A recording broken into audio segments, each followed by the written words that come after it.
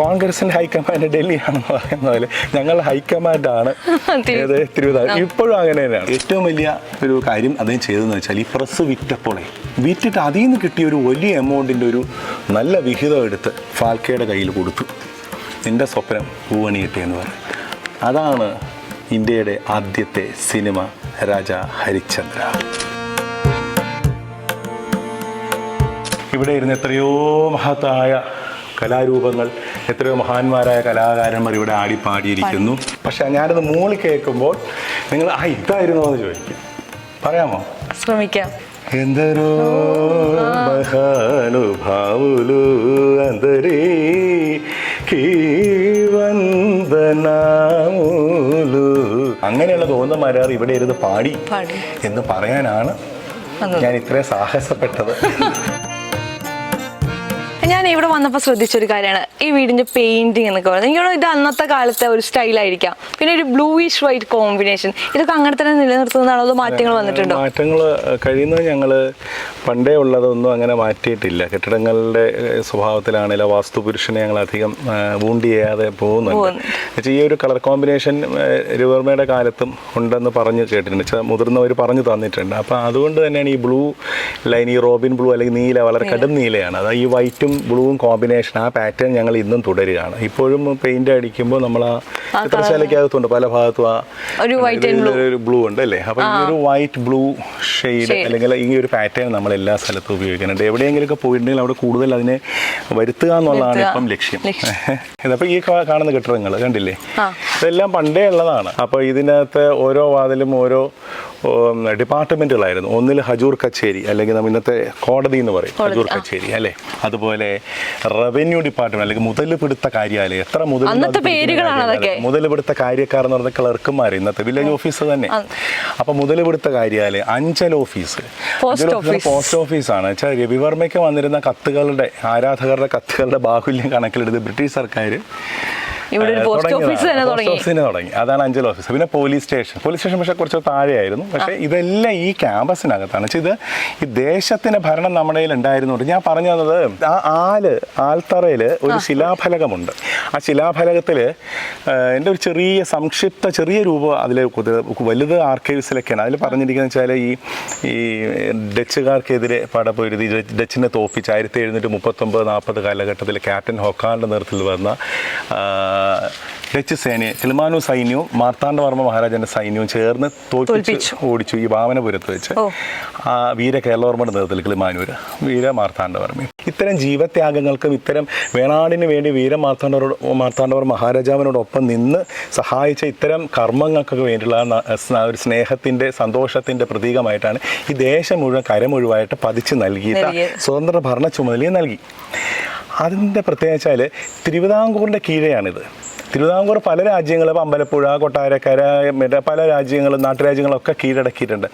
അവർക്ക് they can rule their territory, but they have to give a lump sum of ഒരു amount, കപ്പം എന്ന് പറയും. കപ്പം കൊടുക്കണം എവരി ഇയർ.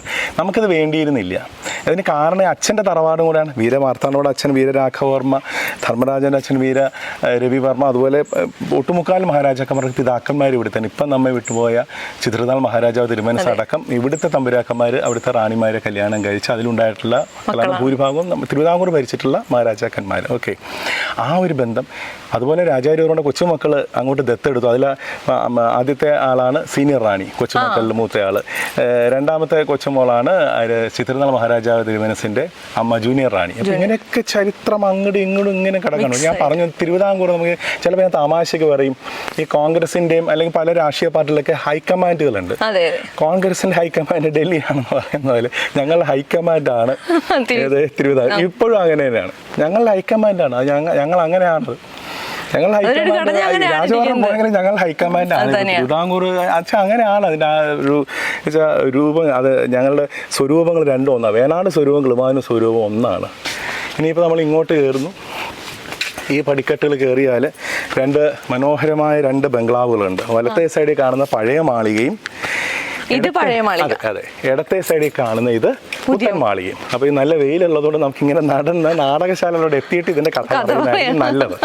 ഇതാണ് നാടകശാല. ഇത് നാടകശാല. നമ്മളിപ്പോ ഇരിക്കുന്ന നാടകശാലയുടെ പടിയിലാണെങ്കിലും നാടകശാലയുടെ പടിക്കെട്ടിൽ ഇരുന്നുകൊണ്ട് ഈ രണ്ട് മാളികകളെ കുറിച്ച് സംസാരിക്കാം. ഓക്കെ, ഇത് പഴയ മാളിക. പഴയ മാളിക എന്ന് പറയുന്നത് 1812 അല്ലെ 1809 ശേഷമൊക്കെ എനിക്കൊന്ന് വേലുത്തമ്പി തലവയുടെ വരവിനൊക്കെ ശേഷം പെട്ടെന്നായിരിക്കും ആ സമയത്തൊക്കെ ആവണം ഈ പഴയ മാളികയുടെ കൺസ്ട്രക്ഷൻ. പ്രത്യേകിച്ച് സ്വാതി തിരുനാൾ മഹാരാജ. സ്വാതി തിരുനാൾ മഹാരാജ കുട്ടിയായിരുന്നു, ഒരു 8-9 വയസ്സുള്ളപ്പോൾ പാർവതി റാണി ചെറിയമ്മ പാർവതി റാണിയായിട്ട് അവിടുന്ന് ഇവിടെ വരാറുണ്ട്. ഇവിടെ വന്ന സമയത്ത് അദ്ദേഹം താമസിച്ചിരുന്നു. അദ്ദേഹത്തിനും കൂടെ വേണ്ടിയിട്ട് ഈ മാളിക പണി കഴിപ്പിച്ചെന്ന് കേട്ടിട്ടുണ്ട്. അപ്പം ഇവിടെ അദ്ദേഹം താമസിച്ചിരുന്നു.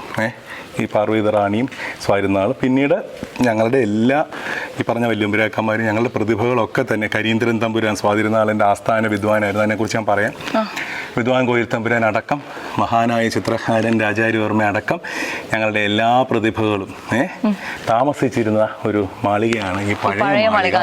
പഴയ മാളിക എന്ന് പറഞ്ഞ് ഇത് വളരെ പഴയതാണ്. എല്ലാം അതുപോലെ തന്നെ കീപ്പ് ചെയ്തിട്ടുണ്ട്. ഇതിൻ്റെ ഒരു പ്രത്യേകത വെച്ചാൽ ആറാട്ട് എഴുന്നള്ളിച്ച് വരുമ്പോൾ ഞാൻ പറഞ്ഞു ആ പാടത്തിന് അയ്യപ്പ ക്ഷേത്രം ഉണ്ടെന്ന് പറഞ്ഞു. അപ്പോൾ എന്താണെന്ന് വെച്ചാൽ ആ ആറാട്ടിനെ ആനപ്പുറത്ത് ഭഗവാനെ വിഗ്രഹം എഴുന്നള്ളിച്ച് ഞങ്ങളുടെ ആ കുളത്തിൽ, വടക്കേ കുളം ഉണ്ട്, അവിടെ കുളത്തിൽ ആറാടിയിട്ട് അവിടുന്ന് എഴുന്നള്ളിച്ച് കൊണ്ടുവരും. അപ്പോൾ ഈ ഡോറുകളൊക്കെ തുറക്കും. ആ ആട്ടവിളക്ക് ഇരിക്കുന്നില്ലേ, ആട്ടവിളക്കൊക്കെ മാറും. അവിടെ ആ ഫോട്ടോ ഒരു എടുത്ത് മാറ്റി അവിടെ ഡോറാണ്. ആ ഡോറുകൾ തുറന്ന് ഇതിനകത്തൂടെ വരും. അതിലൂടെ അങ്ങോട്ട് പോകുന്നത്. അപ്പോഴാണത് അത് തുറക്കാം. വർഷത്തിൽ ഒരിക്കലും തുറക്കാം. ആചാരമായിട്ടും കൂടെ കണക്റ്റഡ് ആണ് ചില ബിൽഡിങ്സ്. ഓക്കെ, അത് അപ്പോൾ ആ സമയത്ത് വന്നാൽ അത് കാണാൻ പറ്റും. ആ സമയത്ത് ചെയ്യും, അതിന് മുമ്പ് ചെയ്യും. ഇടയ്ക്ക് പിന്നെ തുറന്നൊക്കെ ചെയ്യാറുണ്ട്. ഓക്കെ, അപ്പോൾ ഈ പഴയ മാളിയുടെ പ്രത്യേകത രവിവർമ്മ അടക്കം താമസിച്ചിരുന്നു. പിന്നെ ഈ ആറാട്ടിനുള്ള എഴുന്നള്ളിപ്പ് ഇതിനകത്തൂടെയാണ്. അപ്പോൾ അത്തരം ചില പ്രത്യേകതകളുണ്ട്.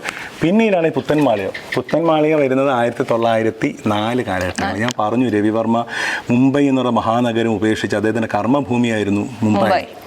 നോർത്ത് ഇന്ത്യ എന്ന് പറഞ്ഞാൽ അദ്ദേഹത്തിൻ്റെ കർമ്മഭൂമിയായിരുന്നു. പ്ലേഗ് എന്ന് പറഞ്ഞിട്ടൊരു അസുഖം അന്ന് നമ്മുടെ കോവിഡ് പോലെ അന്ന് പൊട്ടിപ്പുറപ്പെട്ടു. 1903-4 കാലഘട്ടങ്ങളിലൊക്കെയാണ്. അന്നത്തെ കാലത്ത് 2-2.5 ലക്ഷത്തോളം ആൾക്കാർ മുംബൈയിൽ മരിച്ചു എന്നാണ് പറയുന്നത്. അതുപോലെ അനുജൻ രാജരാജവർമ്മ നേരത്തെ മരിച്ചു എന്ന് ഞാൻ പറഞ്ഞു. ഈ അനുജൻ്റെ മരണവും അനുജൻ രവിവർമ്മയ്ക്ക് അത്ര പ്രിയപ്പെട്ടതായിരുന്നു. നന്നായി വരയ്ക്കും. രവിവർമ്മയുടെ മാനേജറായിരുന്നു, സെക്രട്ടറി ആയിരുന്നു, ബിസിനസ് കാര്യങ്ങൾ നോക്കുന്ന ആളായിരുന്നു. അപ്പം ചിത്രകലയിലെ രാമലക്ഷ്മണന്മാരെന്ന് അവരറിയപ്പെടുന്നത്. ശ്രീരാമൻ എങ്ങനെയായിരുന്നു ലക്ഷ്മണൻ രാമായണത്തിൽ, അതുപോലെ ആയിരുന്നു. ഈ അനുജൻ്റെ സഡൻ ഡിമൈസ് രവിവർമ്മയെ വല്ലാണ്ട് ഉലച്ചു. മാത്രമല്ല ഈ പ്രസ്സും നഷ്ടത്തിലെത്തിച്ച് പ്ലേഗും എല്ലാം വന്നിട്ട് അത്ര വലിയൊരു പ്രസ്സാണ് ലോനാവാല പൂനെയിൽ 100 acres ലാൻഡ് പർച്ചേസ് ചെയ്ത് ഒരു ഹില്ലി സ്റ്റേഷനാണ്, ഹില്ലി ഏരിയയാണ്. ഇന്ന് നല്ല രസമാണ്, അത് അവിടെ പോയിട്ടുണ്ട്. നല്ല ബ്യൂട്ടിഫുൾ പ്ലേസ് ആണ്. അന്ന് ജർമ്മനിയിൽ നിന്ന് മെഷീനറീസും സായിപ്പന്മാരെയും ടെക്നീഷ്യൻസിനൊക്കെ ഇമ്പോർട്ട് ചെയ്ത് കപ്പലുകളിൽ 2 വലിയ കപ്പലുകളിലാണ് ഈ ലിത്തോഗ്രാഫി സ്റ്റോൺസ് ഒക്കെ ഇമ്പോർട്ട് ചെയ്ത്. അത്രയും വലിയൊരു എസ്റ്റാബ്ലിഷ്മെൻ്റ് ആയിരുന്നു. അന്നത്തെ കാലത്ത് 85,000 rupees ഇന്ത്യൻ മണി ചിലവാക്കിയെന്നാണ് പറയുന്നത്. അപ്പോൾ അങ്ങനെ തുടങ്ങിയ ഒരു സ്ഥാനമാണ്. അതുകൊണ്ടാണ് കുടിൽ തൊട്ട് കൊട്ടാരം വരെ എല്ലാ വിഗ്രഹങ്ങളിലും രാജാക്കന്മാരുടെ പ്രഭുക്കന്മാരുടെ സ്ഥലങ്ങളിൽ, വീടുകളിൽ അല്ലെങ്കിൽ കൊട്ടാരങ്ങളിൽ മാത്രമല്ല സാധാരണക്കാരുടെ ഇടയിൽ ഈ ചിത്രങ്ങൾ വരാൻ കാരണം പ്രസ് അതായിരുന്നു അതിന് ലക്ഷ്യവും. പക്ഷെ ഇതല്ല ഈ പ്ലേഗ് വന്നപ്പോൾ പ്രശ്നമായി.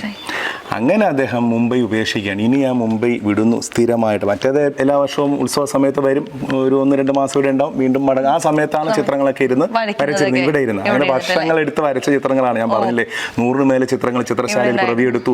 ഒരു ദിവസം കൊണ്ടല്ലല്ലോ, പല നാളുകളായിട്ട്. അപ്പം അതെല്ലാം ഇതിനകത്ത് നടക്കുന്നുണ്ട്, വരവ് പോക്കൊക്കെ. പക്ഷെ സ്ഥിരമായിട്ടൊരു വരവ് ഇനി ഞാൻ മുംബൈക്കില്ല, ഞാൻ മടങ്ങുന്നു. അങ്ങനെ ഡിസിഷൻ എടുത്ത് രവിവർമ്മ വന്നു. ഈ വന്ന് ഇവിടെ താമസമായി. ഈ പറഞ്ഞ പോലെ അവസാനത്തെ ചിത്രത്തിൻ്റെ ഒക്കെ പണി അതൊക്കെ നടക്കുന്നുണ്ട്. അതിനിടെ കൂടെ അദ്ദേഹം ഈ മാളിക പണി കഴിപ്പിച്ചു. 1904 അദ്ദേഹം ഇവിടെ വന്ന് ഈ പഴയ മാളിക, ഈ മാളികയിൽ താമസിച്ച ചിത്രശാലയിൽ അദ്ദേഹത്തിൻ്റെ കർമ്മം, പകൽ സമയങ്ങളിൽ ചിത്രരചനയും ഈ മാളികയുടെ പണിയും അദ്ദേഹം നടത്തുകയാണ്. ഇത് നമുക്കേ അറിയാം, രവിവർമ്മയുടെ ഇതിലും ഒരു ബ്ലൂ ടച്ച് ഉണ്ട്. മാത്രമല്ല ഇതിനൊരു വിക്ടോറിയൻ സ്റ്റൈൽ അല്ലെങ്കിൽ യൂറോപ്യൻ അല്ലെങ്കിൽ എന്താ പറയാ, അതുകൊണ്ട് തന്നെ പുത്തൻ മാളിക എന്ന് പേര് ഇതിന് ശേഷം വന്നതുകൊണ്ടും ഇതിന്റെ ശൈലിയിലുള്ള പ്രത്യേകത കൊണ്ടും പുത്തൻമാൾ ഇതിന്റെ മേലിൽ മാത്രമാണ് കേരള റൂഫ് അല്ലെങ്കിൽ ഇപ്പോഴും നോക്കിയാൽ അപ്പൊ ഇത് രവിവർമ്മയുടെ ഡിസൈനിങ് ആണ്, രവിവർമ്മയുടെ കളർ പാറ്റേൺ ആണ്. ഇതിന് ഒരു മാറ്റവും നമ്മൾ വരുത്തിയിട്ടില്ല. ഇന്നും ഇത് കുടുംബങ്ങൾ താമസിക്കുന്ന നല്ലൊരു കെട്ടിടമായിട്ട്. പിന്നെ ഉത്സവത്തിന് വരുമ്പോൾ ഒക്കെ ഇവിടെ എല്ലാവരും താമസിക്കും. വളരെ നന്നായിട്ട് അത് നമ്മൾ സംരക്ഷിച്ചു വരുന്നു. പക്ഷേ ഇതിനൊരു വലിയൊരു വേദനയുണ്ട് ഈ കെട്ടിടത്തിന്. അതാണ് അതിൻ്റെ ഒരു വലിയൊരു വിഷമം. ഞാൻ പറഞ്ഞുല്ലോ, രവിവർമ്മ 1906 ഒക്ടോബർ 2 ചിത്രശാലയിൽ വെച്ച് അദ്ദേഹം മരണത്തിനെ പുൽകി. ഇതിൻ്റെ പണി പൂർത്തിയാകുന്നതിന് മുമ്പ് അദ്ദേഹം മരിച്ചു. അദ്ദേഹത്തിന് ഈ കെട്ടിടത്തിലേക്ക് പ്രവേശിക്കാൻ പറ്റിയില്ല. അദ്ദേഹം പണി കഴിപ്പിച്ചാണ്. ഇതിന്റെ 90% വർക്ക് തീർന്നെങ്കിലും അദ്ദേഹത്തിന് ലക്ഷ്യമുണ്ടായിരുന്നു 60ാം പിറന്നാൾ ആഘോഷിക്കുക. പുത്തൻമാളികയിൽ അദ്ദേഹത്തിന്റെ വെൽവിഷേഴ്സായ ബറോഡ മഹാരാജ ഞാൻ കാണിച്ചു തന്നില്ലേ, സായാജി റാവു ഗെക്വാദ് അദ്ദേഹം ഉൾപ്പെടെ അദ്ദേഹത്തിന്റെ വെൽവിഷേഴ്സിൽ ഒരുപാട് ആൾക്കാരെ അക്കോമഡേറ്റ് ചെയ്യാൻ അതൊരു ആഘോഷമാക്കി മാറ്റാൻ, അതിനുശേഷം ഇത് ആർട്ട് ഗാലറി ആക്കുക, ഇവിടെ ഇരുന്ന് വരച്ചിരുന്ന ചിത്രങ്ങൾ പ്രദർശിപ്പിക്കാൻ വേണ്ടി പണി കഴിപ്പിച്ചാണ്. ഇതൊരു ഭവനത്തിന്റെ അല്ല, ഇതൊരു ആർട്ട് ഗാലറിയുടെ സ്വപ്നമായിരുന്നു. ഇവിടെ വെക്കാൻ ഉദ്ദേശിച്ചിരുന്ന ചിത്രങ്ങളാണ് പിൽക്കാലത്ത് പിന്നീട് ഇവിടെ വെച്ചെങ്കിലും പിന്നീട് 1940 ഈ ചിത്രങ്ങളെല്ലാം രാജ്യത്തിന് അല്ലെങ്കിൽ മ്യൂസിയത്തിന് അല്ലെങ്കിൽ ആർട്ട് ഗാലറിക്ക് സമർപ്പിക്കുന്നത്. പിന്നത്തെ കാരണവന്മാർ. ഓക്കെ, അപ്പോൾ 1906 അദ്ദേഹം നമ്മെ വിട്ടുപോയി. പക്ഷെ വേദന ഇതിനകത്ത് പ്രവേശിക്കാൻ കഴിഞ്ഞില്ല. ഇപ്പം നമ്മളവിടെ ഇരുന്നു അല്ലേ, നമ്മളവിടെ ഇരുന്ന് അല്പം നാരങ്ങാളൊക്കെ ഉണ്ടെന്ന് കുടിച്ചു അല്ലേ. പക്ഷേ ഞാൻ എപ്പോഴും കയറുമ്പോൾ ഞാൻ എന്നും ചിന്തിക്കും, ആ മഹാനായ മനുഷ്യൻ, ആ ചിത്രകാരൻ ഉണ്ടാക്കി തന്നു നമുക്ക് അല്ലേ, നമുക്ക് ഇവിടെ കയറാൻ പറ്റുന്നുണ്ട്, അദ്ദേഹത്തിന്. അപ്പം അത് വലിയൊരു വേദനയാണ്. ഈ പ്രസ് തുടങ്ങിയ കാര്യം ഞാൻ പറഞ്ഞു. ഈ പ്രസ്സിൽ ഒരുപാട് ആർട്ടിസ്റ്റുകളെ വേണമായിരുന്നു. അത് ലിത്തോഗ്രാഫി സ്റ്റോൺസിലാണ്. നമ്മളിങ്ങനെ പെയിന്റ് ചെയ്ത് അങ്ങനെയല്ല വരയ്ക്കുന്നത്, അത് സ്റ്റോണിലേക്ക് അതിനെ വരച്ച സ്റ്റോണിൽ നിന്നും പ്രിന്റ് ഇങ്ങനെ അങ്ങനെയാണ് വരുന്നത്. ഇപ്പോൾ ഒരു സീത വരച്ചു കഴിഞ്ഞാൽ അതിൻ്റെ ഇത്ര പ്രിന്റുകളാണ് വരുന്നത്. ഇതിന് ഒരുപാട് ആർട്ടിസ്റ്റുകൾ വേണം സഹായികളായിട്ട്. അങ്ങനെ ഒരുപാട് ആർട്ടിസ്റ്റുകളുടെ കൂടെ ഒരു ആർട്ടിസ്റ്റിനെയും കൂടെ രവിവർമ്മ സെലക്ട് ചെയ്തു. ആ ആർട്ടിസ്റ്റ് പിൽക്കാലത്ത് ഇന്ത്യൻ സിനിമയുടെ പിതാവായി മാറി. പറയാമോ ആരാണെന്ന്? അദ്ദേഹത്തിന്റെ പേരിൽ വലിയൊരു അവാർഡൊക്കെ ഉണ്ട്. ഭാരതത്തിന്റെ ഇന്ത്യൻ ഫാൽക്കെയുടെ പുരസ്കാരമൊക്കെ ഇല്ലേ, ഫാൽക്കെ രവിവർമ്മയുടെ ശിഷ്യനായിരുന്നു.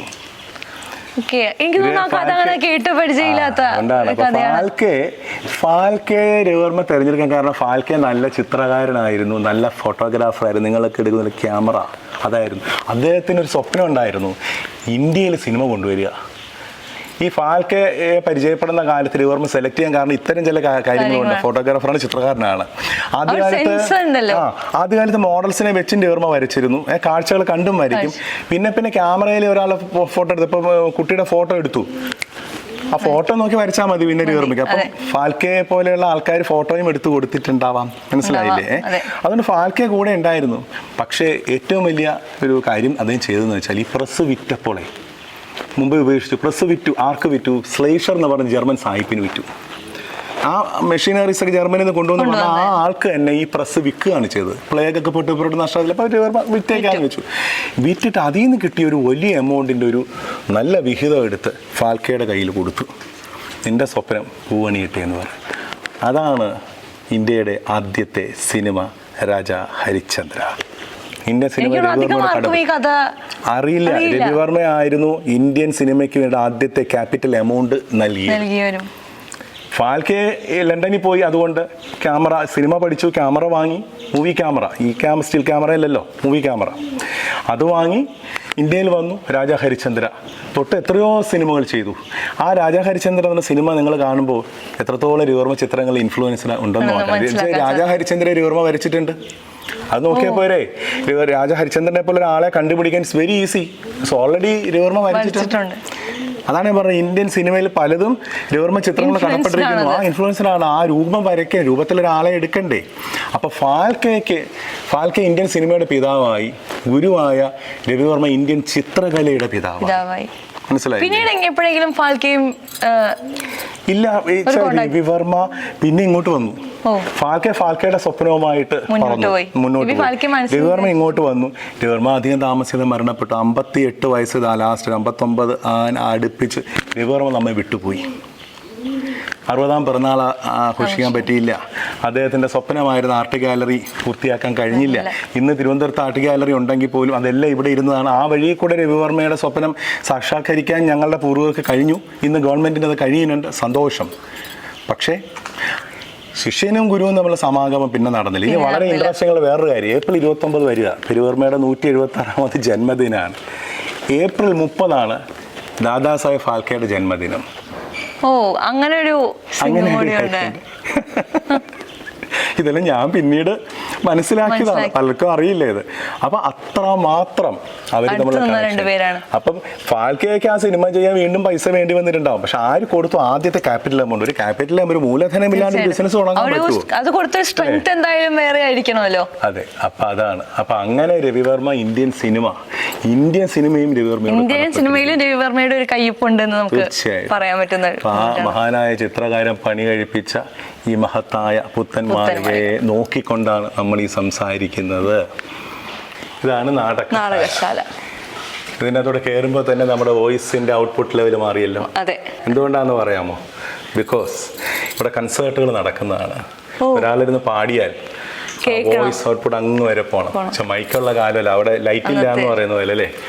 അപ്പോൾ ഇവിടെ ഒരു പരവതാനി വിരിച്ചാൽ അവിടെ എങ്ങനെയാണ് ഇപ്പോൾ ഞാൻ ചിത്രശാല ഇരുന്ന് പാടിയതുപോലെ അപ്പോൾ കുറച്ച് കുടുംബാംഗങ്ങൾക്ക് വേണ്ടിയിട്ട് ഇവിടെ ഇരുന്ന് എത്രയോ മഹത്തായ കലാരൂപങ്ങൾ, എത്രയോ മഹാന്മാരായ കലാകാരന്മാർ ഇവിടെ ആടിപ്പാടിയിരിക്കുന്നു. അതിൽ പ്രത്യേകം പറയേണ്ട സ്വാതി തിരുനാൾ മഹാരാജാവിൻ്റെ കാലത്ത് അദ്ദേഹത്തിൻ്റെ രാജസദസ്സിൽ വന്നിരുന്ന ഒട്ടുമുക്കാലും കലാകാരന്മാർ ഇവിടെ വന്ന് അവരുടെ കലാരൂപങ്ങൾ അവതരിപ്പിക്കും. ഡാൻസ് ആവട്ടെ, കച്ചേരികളാവട്ടെ, കർണാട്ടിക്, ഹിന്ദുസ്ഥാനിയും അല്ലെങ്കിൽ നമ്മുടെ സോപാന കലകൾ, അഷ്ടപതി അടക്കം, കഥകളി അടക്കം, കൂത്തടക്കം, നങ്ങ്യാർ കൂത്തടക്കം, ചാക്യാർ കൂത്തടക്കം, ഓട്ടംതുള്ളലടക്കം, ഈ നാടകങ്ങൾ, സംസ്കൃത നാടകങ്ങളടക്കം, പിൽക്കാലത്തും നാടകങ്ങളല്ലാതെയുള്ള നാടകങ്ങളും ഒക്കെ നടന്നിട്ടുണ്ട്. പക്ഷേ പറയാം, അന്നത്തെ കാലത്ത് സ്വാതിയുടെ രാജസദസ്സിൽ വന്നിരുന്ന എല്ലാവരും ഇവിടെ വരും.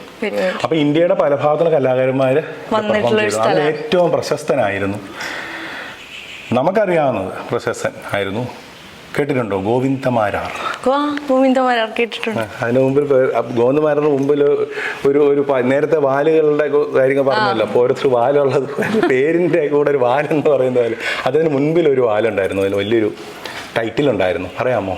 ഇല്ല, അറിയില്ല. ഷഡ്കാല ഗോവിന്ദമാരാർ കേട്ടിട്ടുണ്ടാവുക.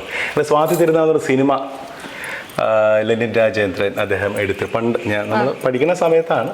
അത് മധുവമ്പാട്ടായിരുന്നു ക്യാമറയൊക്കെ. അതിനകത്ത് മുരളിയാണ് നമ്മുടെ നടൻ മുരളി, മരിച്ചു പോയി, പത്മശ്രീയൊക്കെ ആയിരുന്നില്ല അദ്ദേഹം. അദ്ദേഹം ഇവിടെ വന്നിട്ടുണ്ട്. മുരളി ഇവിടെ വന്നു. അദ്ദേഹത്തിന് ഞാൻ സ്മരിച്ചു പോവുകയാണ്. ഇത് പറഞ്ഞപ്പോൾ അറിയാണ്ട് അത് അദ്ദേഹത്തിലേക്ക് ഓർമ്മ വന്നതാണ്. അദ്ദേഹമാണ് ആ വേഷം ചെയ്തത്, ഷഡ്കാല ഗോവിന്ദമാരാരുടെ. ഇപ്പം ഈ ഗോവിന്ദമാരാരുടെ പ്രത്യേകത അതിലേക്ക് വരാം. ഗോവിന്ദമാരാർക്ക് 6 കാലത്തിൽ, ആ കാലം മീൻസ് സ്പീഡാണ്, മറ്റേ കാലമല്ല, ടൈം അങ്ങനത്തെ അല്ല. കാലം സ്പീഡ്. നമ്മുടെ കാറുകൾ ഗിയർ മാറുന്നില്ല, first gear, second gear, third, ഓരോ ഗിയറിലും ഓരോ സ്പീഡായിരിക്കും അല്ലേ എന്ന് പറയുന്നത്. ഈ 6 കാലത്തിൽ പാടും. ഒരു കീർത്തനം എടുത്താൽ ഡെഡ് സ്ലോ ലെവലിൽ നിന്ന് സ്ലോവിൽ തുടങ്ങിയിട്ട് 1-ാം കാലം, 2-ാം കാലം, 3-ാം കാലം, 4-ാം കാലം, 5-ാം കാലം, 6-ാം കാലം, 6-ാം കാലം ഇറ്റ്സ് വെരി ഡിഫിക്കൽട്ട്. നമുക്ക് 4-ാം കാലം തന്നെ ബുദ്ധിമുട്ടി ആ മനുഷ്യർ പാടും. ദാസനെ പോലുള്ളവരും വട്ടമുരളി സാറിനെ പോലുള്ളവരൊക്കെ പാടും, ശരി, അല്ലെങ്കിൽ ഇറ്റ്സ് വെരി ഡിഫിക്കൽട്ട്. 5 ഒരു കീർത്തനല്ലേ, സാഹിത്യം നമുക്ക് ഒതുങ്ങണ്ടേ വായില്, സാഹിത്യം ഒന്ന് വഴങ്ങിയിട്ടേ ഇങ്ങനെയൊക്കെ പാടാൻ കഴിവുള്ളൂ. അപ്പോൾ ലാസ്റ്റ് അങ്ങനെ ഒരു ലാൻഡ് ചെയ്യുന്നത് നമുക്ക് ഇമാജിൻ ചെയ്യാൻ പറ്റുന്ന സ്പീഡിലായിരിക്കും ഇദ്ദേഹത്തിന്റെ പാട്ട്. അതാണ് ഈ ഷഡ്കാലം കൊടുത്തത്. 6 കാലത്തിൽ പാടാൻ കഴിവുള്ള ഗോവിന്ദമാരാർ ആര് കൊടുത്തു? സ്വാതി തിരുനാൾ മഹാരാജാവ് ഈ ടൈറ്റിൽ കൊടുത്തു. ഷഡ്കാലയും കൂടെ കടന്നോട്ടെ. അങ്ങനെ ഷഡ്കാല ഗോവിന്ദമാർ വളരെ പ്രശസ്തനാകുകയും ഇദ്ദേഹം ഒരിക്കൽ സ്വാതി തിരുനാളിന്റെ നിർബന്ധപ്രകാരം ത്യാഗരാജസ്വാമികൾ തഞ്ചാവൂർ, സംഗീതം പഠിക്കുന്നവർക്ക് അറിയാം, കർണാടക സംഗീതത്തിലെ ത്രിമൂർത്തികൾ ത്യാഗരാജസ്വാമികൾ, ശ്യാമശാസ്ത്രികൾ, മുത്തുസ്വാമി ദീക്ഷിതർ. നിങ്ങൾ ദീക്ഷിതർ കൃതികൾ, ത്യാഗരാജ കൃതികൾ, ശ്യാമശാസ്ത്രി കൃതികൾ എന്നൊക്കെ കേട്ടിട്ടുണ്ടാവും. ത്യാഗരാജസ്വാമികൾ തഞ്ചാവൂർ അദ്ദേഹത്തിൻ്റെ ദർബാറിൽ പോയിട്ട് ഈ ഗോവിന്ദമാർ പാടി 6 കാലത്തിൽ വെച്ചാൽ പാടി കഴിയുമ്പോഴാണ് മറ്റേ ത്യാഗരാജസ്വാമികൾക്ക് മനസ്സിലാകും ഈ കഴിവ് മനസ്സിലാകും. ത്യാഗരാജസ്വാമികൾക്ക് ഒരു പ്രത്യേകതയുള്ളത്, അദ്ദേഹം വലിയ രാമഭക്തനാണ്, ശ്രീരാമഭക്തനാണ്. അദ്ദേഹം മനുഷ്യരെ, രാജാക്കന്മാരെ സ്തുതിച്ചുകൊണ്ടൊന്നും എഴുതിയില്ല. അദ്ദേഹം നന്നായിട്ട് എഴുതുകയും പാടുകയും ഒക്കെ ചെയ്യും. കീർത്തനങ്ങൾ ഒരുപാട് രചിച്ചിട്ടുണ്ടല്ലോ, ത്യാഗരാജ കൃതികൾ. അപ്പം എന്താ പറ്റിയെന്ന് വെച്ചാൽ ഇദ്ദേഹത്തിനെ ബഹുമാനിച്ചേ പറ്റൂ ത്യാഗരാജസ്വാമികൾക്ക്. എന്നാ മനുഷ്യരെ സൂചിച്ചുകൊണ്ട് എഴുതാനും പറ്റില്ല. അപ്പൊ അതിനകത്ത് ഇങ്ങനെ ആലോചിച്ചപ്പോൾ എല്ലാവരിലും രാമൻ അല്ലെങ്കിൽ ഈശ്വരനാണ്. അപ്പൊ നമ്മളിങ്ങനെ തൊഴുമ്പോൾ we are respecting each other. നമ്മുടെ ഉള്ളിലെ ആ ചൈതന്യത്തിനെയാണല്ലോ, സോൾ, ആത്മാവിനെയാണല്ലോ നമ്മൾ ബഹുമാനിക്കുന്നത്. ആ ഒരു അർത്ഥത്തിൽ അദ്ദേഹം ചിന്തിച്ചു എൻ്റെ ഉള്ളിലെ ഈശ്വരൻ തന്നെയാണ്. അപ്പം ആ ഈശ്വരൻ രാമനാണെന്ന് മനസ്സിലാക്കിക്കൊണ്ട് അങ്ങനെ അങ്ങ് തുടങ്ങാം, ബഹുമാനിച്ച് തുടങ്ങിയിട്ട് രാമനിലേക്ക് ഷിഫ്റ്റ് ചെയ്യാം എന്ന് വിചാരിച്ചാൽ അത് ഒരു കീർത്തനം രചിച്ചു. ആ കീർത്തനം വളരെ പോപ്പുലറാണ്. അത് എല്ലാവർക്കും അറിയാം, കുട്ടിക്കും അറിയാം, കേൾക്കുമ്പോൾ മനസ്സിലാകും, എല്ലാവർക്കും അറിയാം, നിങ്ങൾക്കും അറിയാം. ആ കീർത്തനം പറഞ്ഞാൽ ചിലപ്പോൾ പറയാൻ പറ്റില്ല. പക്ഷെ ഞാനത് മൂളി കേൾക്കുമ്പോൾ നിങ്ങൾ ഇതായിരുന്നോ എന്ന് ചോദിക്കും. പറയാമോ? ശ്രമിക്കാം.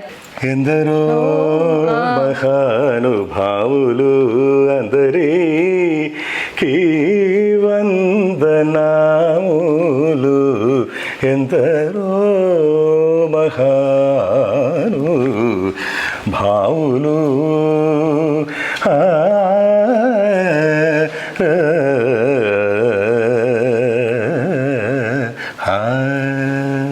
ഇതറിയാത്ത ആൾക്കാരുണ്ടാവില്ല. മനസ്സിലായില്ലേ?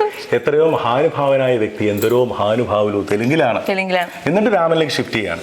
അപ്പൊ ഈ ഗോവിന്ദമാരാരുടെ ഈ കഴിവിനെ ബഹുമാനിച്ചുകൊണ്ട് ഇങ്ങനെ ഒരു കീർത്തനം ഉണ്ടാവാൻ കാരണമായി. എന്തുകൊണ്ട് ഈ ഗോവിന്ദമാരുടെ കഴിവ്, അങ്ങനെയുള്ള ഗോവിന്ദമാരാർ ഇവിടെ ഇരുന്ന് പാടി എന്ന് പറയാനാണ് ഞാൻ ഇത്രയും സാഹസപ്പെട്ടത്. എന്നാലും ഒരുപാട് ഇൻഫോർമേഷൻ ആണ് അതിൽ നിന്ന് നമുക്ക് കിട്ടിയത്. അപ്പൊ അങ്ങനെയുള്ള നാടകശാല മനസ്സിലായാലും പരിപാടികളൊക്കെ നടക്കാറുണ്ടോ? ഇപ്പോഴും നടക്കാറുണ്ട്. ഉത്സവം വരുമ്പോൾ അല്ലെങ്കിൽ എന്തെങ്കിലും വിശേഷങ്ങൾ വരുമ്പോൾ, രവിവർമ്മ ജന്മദിനം വരുമ്പോൾ ഒക്കെ കഥകളി അടക്കം. ഇവിടുത്തെ വലിയൊരു തമ്പുരാൻ ഉണ്ടായിരുന്നു. ഈ സ്വാതി തിരുനാളിന് ആസ്ഥാന ആയിട്ട് 3 രത്നങ്ങൾ അദ്ദേഹത്തിന്റെ സദസ്സിലെ ഒരുപാട് പേര് അലങ്കരിച്ചിരുന്നു. പ്രധാനികളായി 3 പേര്. ഒന്ന് ഇരയിമ്മൻ തമ്പിയാണ്, ഗുരുവും കൂടെ ആയിരുന്നു. ഓമന തിങ്കൾ കിടാവോ നല്ല കോമല താമര പൂ, കേട്ടിട്ടുണ്ടല്ലോ ഈ താരാട്ടുപാട്ട്? നീലാംബരിയിലുള്ള മനോഹരമായ താരാട്ടുപാട്ട്. ലോകം കണ്ടിട്ടുള്ളതിൽ ഏറ്റവും നല്ല താരാട്ടുപാട്ട് ഇതാണെന്ന് തോന്നും. ഇന്നൊരു താരാട്ടുപാട്ട് പാടാൻ ഒരാളോട് പറഞ്ഞാൽ ആദ്യം പാടാൻ പോകുന്ന പാട്ടുകൾ എന്തായാലും ഇത് തന്നെ ആയിരിക്കും. അറിവുള്ളവർ താരാട്ടുപാട്ടിൽ പലതും ഉണ്ട് കേട്ടോ, പക്ഷെ ഇതൊരു വല്ലാത്ത ഒരു ഇതാണ്. അപ്പൊ അദ്ദേഹം ആസ്ഥാന കവിയായി. അതായത് സ്വാതിനാൾ മഹാരാജാവ് ആയതിനു ശേഷം ഈ സ്വന്തം ഗുരുവിനെ ആസ്ഥാന കവിയാക്കി, ആസ്ഥാന ഗായകനാക്കി, ഷഡ്കാല ഗോവിന്ദമാരാരെ ആക്കി. ഇനി ഒരു വിദ്വാനും കൂടെ ഉണ്ട്, ആസ്ഥാന വിദ്വാൻ കോയിൽ തമ്പുരാൻ എന്ന് പറയുന്ന കിളിമാനൂരിലെ ഒരു തമ്പുരാൻ. അദ്ദേഹത്തിൻ്റെ ശരിക്കുള്ള പേര് രാജവർമ്മ ചെറുണ്ണി കോയിൽ തമ്പുരാൻ. അദ്ദേഹത്തിന് വേറൊരു വിളിപ്പേരുണ്ട്, കരീന്ദ്രൻ തമ്പുരാൻ. രാവണ വിജയം ആട്ടക്കഥയൊക്കെ എഴുതിയ ഒരുപാട് തുള്ളൽ കഥകളും ദ്രുത കവിയായിരുന്നു. സ്വാതി തിരുനാളാണ് അദ്ദേഹത്തിന് ഈ കരീന്ദ്രൻ എന്നുള്ള പേര് നൽകിയത്. കറുത്ത നിറമുള്ള ആളെന്നുകൊണ്ട് ആനയെപ്പോലെ ശക്തിയുള്ള ആൾ കരീന്ദ്രൻ. സ്വാതിയുടെ അടുത്ത സുഹൃത്തായിരുന്നു. ഞാൻ പറഞ്ഞു സ്വാതിയുടെ കുട്ടിക്കാലത്ത് ഇവിടെ വന്ന് ഈ മാളിക അന്ന് തുടങ്ങിയ ബന്ധമായി. അന്ന് ഈ കരീന്ദ്രനുണ്ട്, ഈ കുട്ടി ചെറുണി തമ്പുരാൻ അല്ലെങ്കിൽ കൊച്ചു കുഞ്ഞുണ്ട്. ഇവർ സമപ്രായക്കാരായിരുന്നു. ഈ അറിവുള്ളവർ, ഒരേ വേവലെങ്കിലുള്ളവർ പെട്ടെന്ന് അടുക്കും. അപ്പൊ സ്വാതിക്ക് മനസ്സിലായി ഈ തമ്പുരാന്, അപ്പൊ അവര് തമ്മിൽ അങ്ങ് പെട്ടെന്ന് അടുക്കുമ്പോൾ നല്ല ഫ്രണ്ട്സായി. അപ്പൊ ആ കരീന്ദ്രൻ തമ്പുരാൻ പിൽക്കാലത്ത് എഴുതിയ രാവണ വിജയം ആട്ടക്കഥ ഉൾപ്പെടെ എല്ലാം ഈ തുള്ളക്കഥകളൊക്കെ ഇവിടെ ആടിപ്പാടിയിരുന്നു, ഇവിടെ കളിച്ചിരുന്നു. മനസ്സിലായില്ലേ? ഈ കരീന്ദ്രൻ തമ്പുരാൻ സ്വാതി തിരുനാൾ മരിച്ച് 31 മരിച്ചു എന്നുള്ളത് നമ്മൾ നാട് നീങ്ങി എന്ന് പറയും അന്നത്തെ കാലത്ത്. അല്ലെ നമ്മെ വിട്ടുപോയി. സ്വാതി തിരുനാൾ നാട് നീങ്ങി ഏകദേശം 31-32 വയസ്സിൽ, വളരെ ചെറുപ്പത്തിലേ പോയി. ഏകദേശം അതേ സമയം തന്നെ കരീന്ദ്രനും പോയി. സ്വാതിരുന്നാൾ നാട് നീങ്ങി ഉടനെ കരീന്ദ്രന് നമ്മെ വിട്ടുപോയി. അപ്പൊ അത്ര ആത്മബന്ധമായിരുന്നു. അപ്പൊ അങ്ങനെയുള്ള കരീന്ദ്രന്റെയും ആട്ടക്കഥകളുടെ സ്വാതിയുടെ പാദസ്പർശം ഞാൻ പറഞ്ഞ പോലെ വേലുത്തമ്പിയുടെ മാത്രമല്ല, ഇങ്ങനെ കിടക്കുകയാണ് മഹാരഥന്മാര്. അപ്പൊ ഇവരുടെയൊക്കെ പാദസ്പർശം കൊണ്ട് പവിത്രമാണ്. ആ സ്ഥലത്താണ് ഇന്ന് നമ്മൾ നിൽക്കുന്നത്. അതെ. അപ്പൊ അങ്ങനെയുള്ള കരീന്ദ്രൻ തമ്പുരാനെയും ഞാൻ മനസ്സുകൊണ്ട് സ്മരിക്കുകയാണ്.